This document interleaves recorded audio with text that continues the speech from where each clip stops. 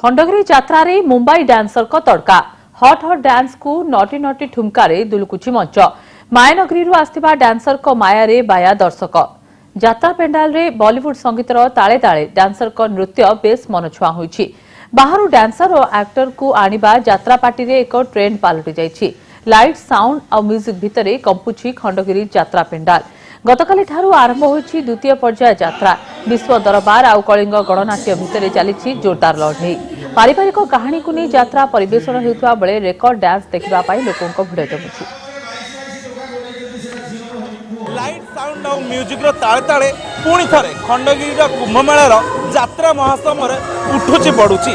द्वितीय पर्यायर यात्रा आरंभ होर भितर कलिंग गणनाट्यर सुरेश पंडा जहाँ एंट्री दर्शक काफी दर्शक चाहिए सुरेश पंडा अभिनय को कारण यात्रा जगतर बेत्साह बादशाह सुरेश पंडा से आम सहित अच्छा चलते आलोचना करें। सुरेश भाई आपको स्वागत करी करंग न्यूज को। तेज बड़ कथा हूँ गोटे पटे खंडगिरी यात्रा महासमर यार भितर आप अनेक पार्टी बदल किंतु आपणकर कलार जो कलाकार जो छापा आप छाड़ी तार भितर साधारण लोक मान हृदय एमती जगह बनई जो लोक भिड़ जमे पेंडाल यात्रा पेंडाल तले लोक मैंने आपको देखी आसती कि सुरेश पंडा अभिनय करथिबा नाटक सुपर टुपर हिट निश्चय होइथिबो।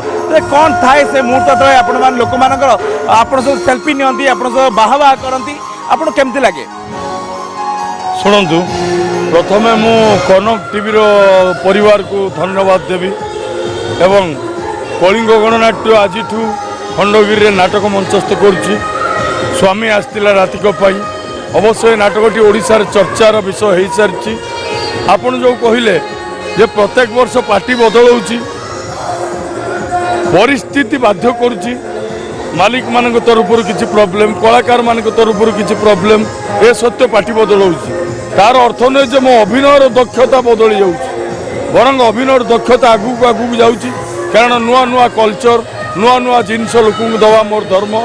तेणु ओडिशार दर्शक समस्ते जानते सुरेश पंडा कौन आ सुरेश पंडा की प्रकार अभिनय करे आ सुरेश पंडा टू नूतनत्व कौन मिले जोटा कि मु जड़े स्वप्नर कलाकार मु सब स्वप्न देखे यात्रा इंडस्ट्रीज को डेभलप करने।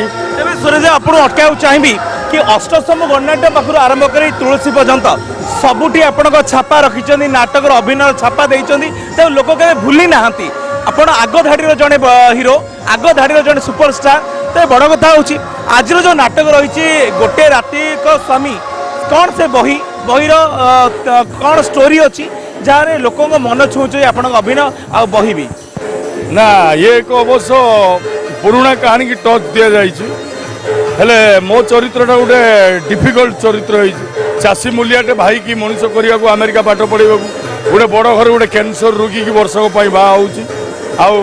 बापर ता घर भितर पशिकी संस्कार से झील मन भितर किंतु से झील मिछर कैंसर रोगी बोली कही ता घर संस्कार संस्कार तैयारी ये घर भितर तेणु ता बापा जी बहुत भल पाई ए कहानी प्राय समस्त को छुई पारुची कारण आम ओडिशार अनेक जगह यात्रा कर सारूँ तेणु ये कहानी आवृत्ति हो सारी ओडिशा यात्रा जगत में। प्रथम दिन प्रथम शो रे बाजीमात कर स्टेज रे तले जबरदस्त भिड़ जमी तबे आपण से जो मन छुआ डायलॉग जो डायलॉग रे लोक माने आपण दीवाना हंती से डायलॉग गोटे शुणु प्रथम दर्शक मैंने आज भिड़ जमी कलिंग गणनाट्य प्रथम दिन हाउसफुल जापाई मुझे गर्वित।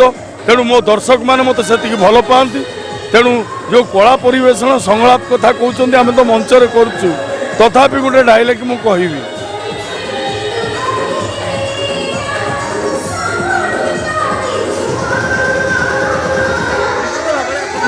डायलॉग कहबी संलापटी हूँ ए मैडम ए गरीब लोकटी बंचापी ता पाद तले दी मुठा माटी जोगाड़ कर पाद तलु से दी मुठा माटी बाहर कर नहीं ताको आपण पाताल को चापी दिंतुनि मैडम ए विवाह मोर इच्छाकृत। हाँ मैडम मु कथा दूची यही वर्षक भितर तुम जहाँ भी चाहिए देवी ए मैडम ए दुनिया मिछ ए संपर्क मिछ ए मनीष मिछ एटी सबू मिछ। हाँ बाबू गोटाए वर्ष को गोटाए राति भाभी मु पुहई देवी आ राति पाहीगला परे एई लोके माने कहिबे स्वामी आसीथिला ରାତିକ ପାଇଁ।